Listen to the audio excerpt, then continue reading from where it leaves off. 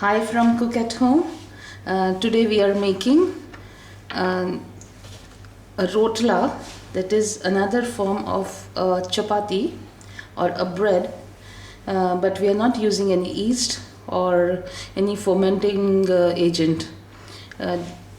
This is also not out of a wheat flour, but pearl millet, that is the Bajri. Now if you see, let me show you. This is the pearl millet flour, this is the wheat flour, this is the wheat flour, this is the pearl millet flour, that is the Bajri flour, and what I have done is I have mixed the two. So this is the Bajri flour, that is the pearl millet flour, is about a very heaped cup. Then almost not really half a cup, somewhere in between the 1/4 and a half a cup of wheat flour, because the problem is that here in Gulf we don't get very freshly milled this millet flour. So it's kind of ready flour available in packets of this kind. So you don't know when the flour has been kind of milled and been packed. So the freshness of the flour is definitely questionable, and the reason why I'm saying this is that the shelf life of the Bajri flour is very short. Basically it tastes very sweet, very nice, but if you keep it for a very long time unused, then not only does it lose its flavor, but it also starts getting bitter. And there is a serious issue of binding it well here, because when it is fresh, the rotlas, that is the bread that we make, comes out really soft and very good, fresh tasting. But here I have serious issues with the flour that we get here. So in order to give a proper flavor and taste, I add the wheat flour. Otherwise, no need to add the wheat flour. Now I have mixed both the flours. Normally I don't add salt. I make it without salt, but for today, everybody's interest purpose, I am adding just half a teaspoonful of that. And asafoetida. The reason why the Indian masala box has this spice, just a pinch of it, not much, because we don't want the bread tasting of the very strong spice. This asafoetida has a digestive quality, and it not only eliminates gas, but also indigestion and clears the gut. So it's a very good spice for digestion.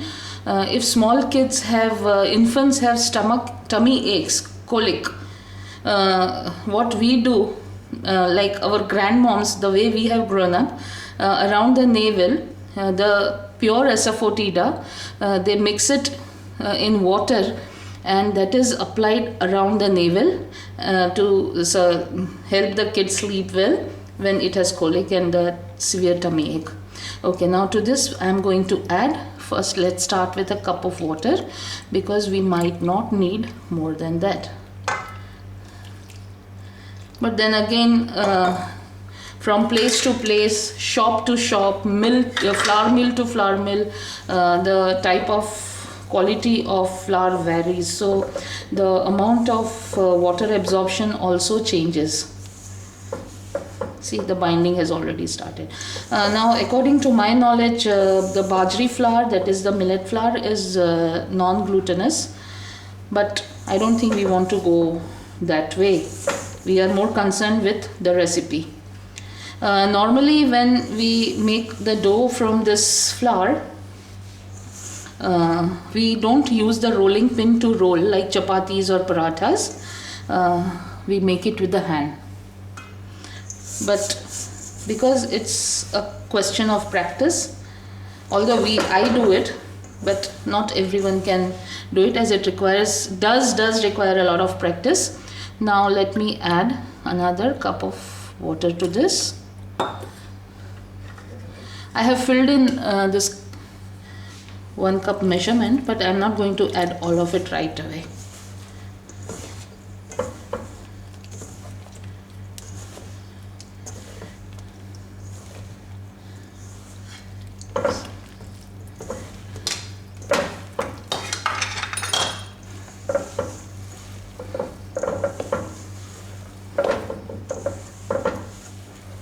Don't get scared by the softness of the dough. It's nice and pliable, and it will be easy to roll because we have added the wheat flour.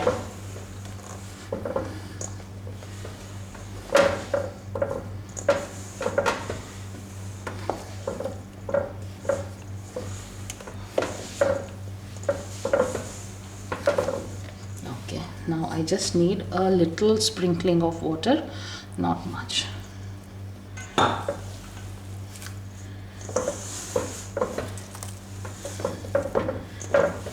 While you are kneading the dough, always be particular about wiping away the sides where the flour has stuck.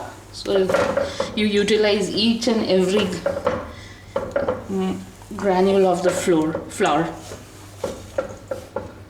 Okay, now this is done. See, it's almost like the play dough that you get for your kids.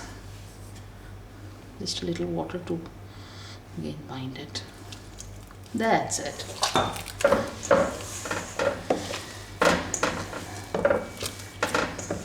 Now because we have added wheat flour, I'll let the dough rest for say some 5 to 7 minutes, and then we'll start rolling and putting it on the hot tawa. See how soft it is.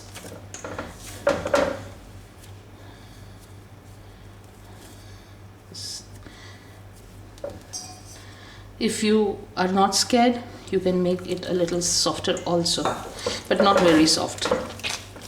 For dusting, I will use the same Bajri flour, not the wheat flour. You can use the wheat flour also. I mean, it's your comfort level. If you are still scared of the wheat flour or the Bajri flour for dusting, you can use a mix of rice flour and wheat flour.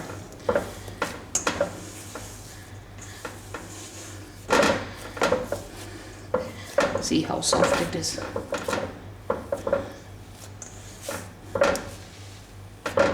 Okay, now I will cover it and put it by the side.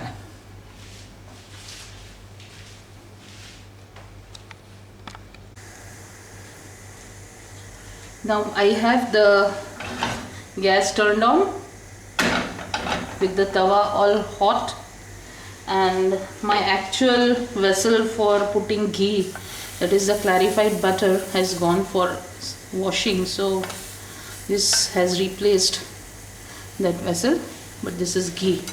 Now I have crushed some jaggery with my stone on it. I'm going to pour some ghee. This is heavenly with flour, right? Yes, and this we keep it by the side. Let the jaggery soak up the ghee. Now I'll take this by the side.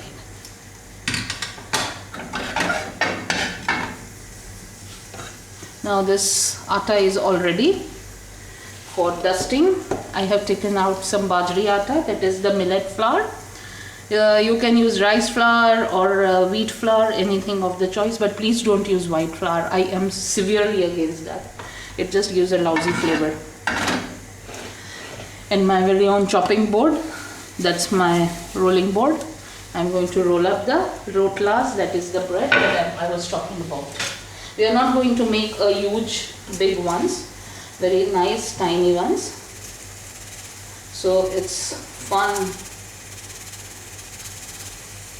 eating those. My daughter absolutely loves these. You can also do it with your hands.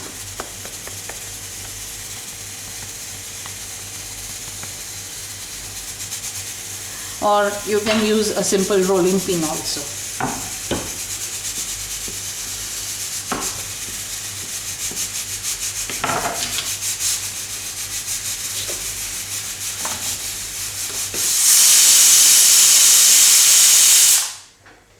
That's my sweet gourd and potato veggie.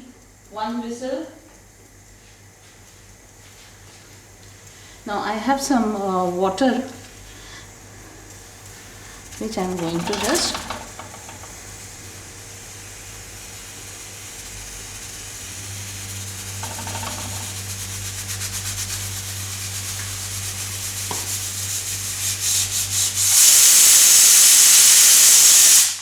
that's whistle number 2 and turn it off. That's it.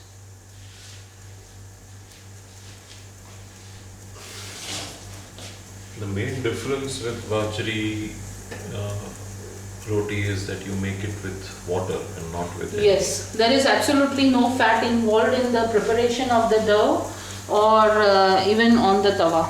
Now I am going to turn it and let it cook. Now once it's turned, you have flipped the side. The fun part is till the water underneath does not dry up, it's not going to budge from the place. And the gas flame or the heat flame, the hot plate flame should not be very high. Keep it on a medium, a steady medium. Also, these would be slightly thicker than our. Yes, they are definitely thicker, more filling, and if you eat say 4 or 5 fulkas, this like 1 or 2 are like enough to fill you up. See, the jaggery and the ghee have all mixed well.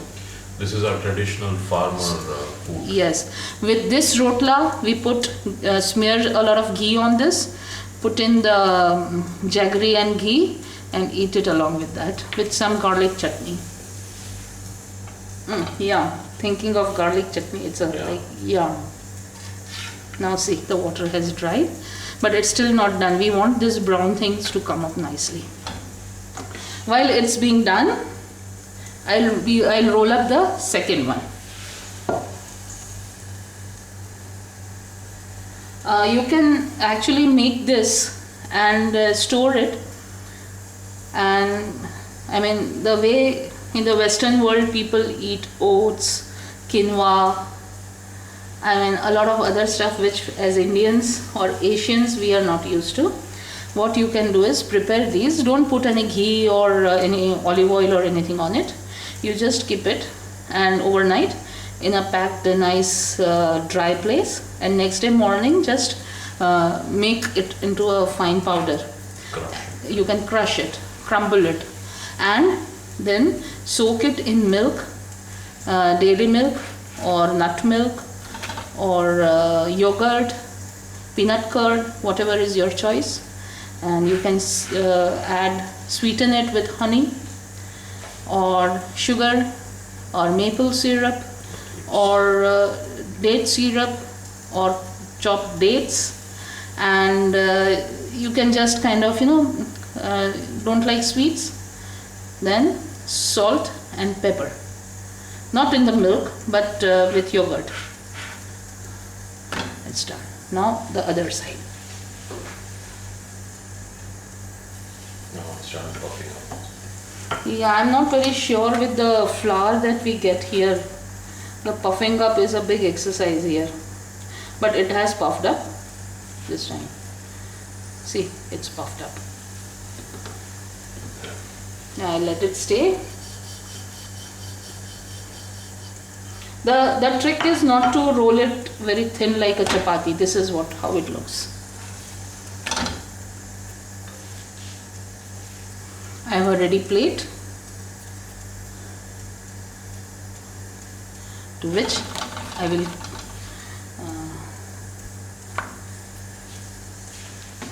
let me first do the needful.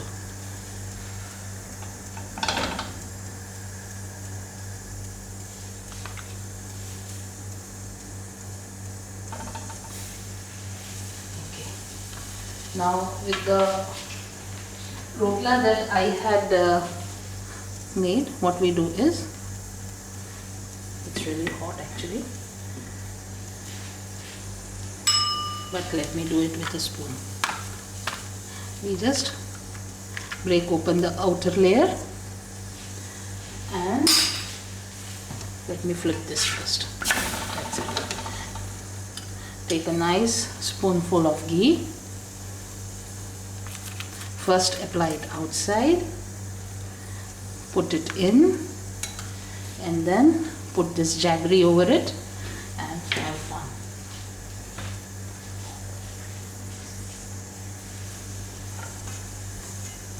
While this is doing its trick on the gas, I will roll another peda, that is the ball in this, and then roll it.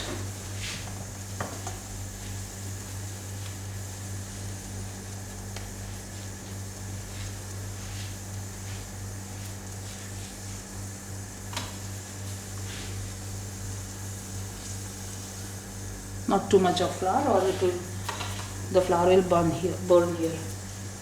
Okay, it's come off. It needs to be done slightly more.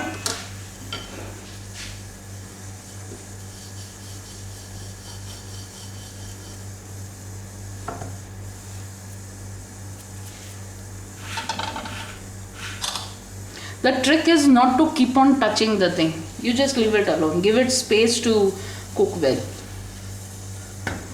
We turn, we flip the side and wait for the other side to cook well.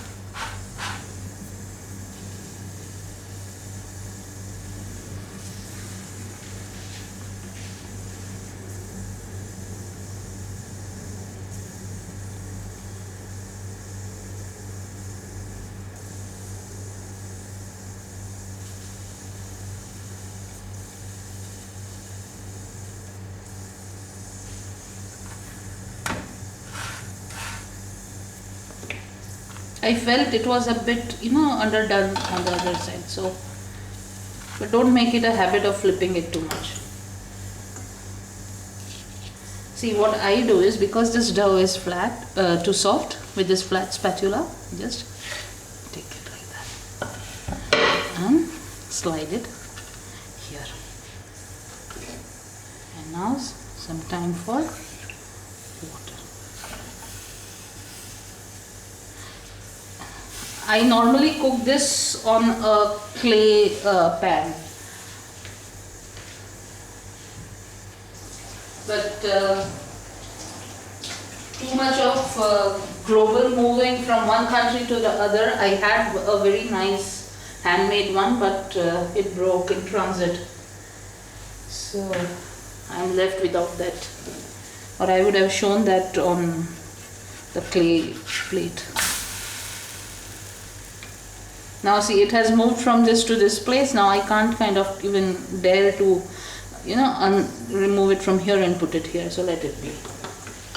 Now while this is cooking, I finish off the rest and then come back with the results.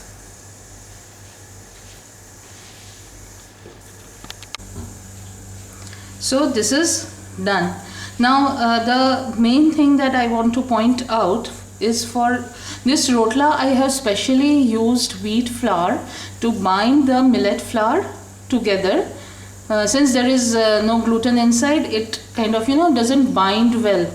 So the rolling of the rotlas becomes very, very difficult. So people who find it really difficult to roll these rotlas, that is make the bread like this, if they find it difficult, it's kind of wheat flour helps to the rolling it makes the rolling very easy, if I put it simply. And another thing is, don't get intimidated by the experts who make those huge roundels of these rotlas. Stay in your comfort zone, roll out small ones, and have fun with this. But do cook at home.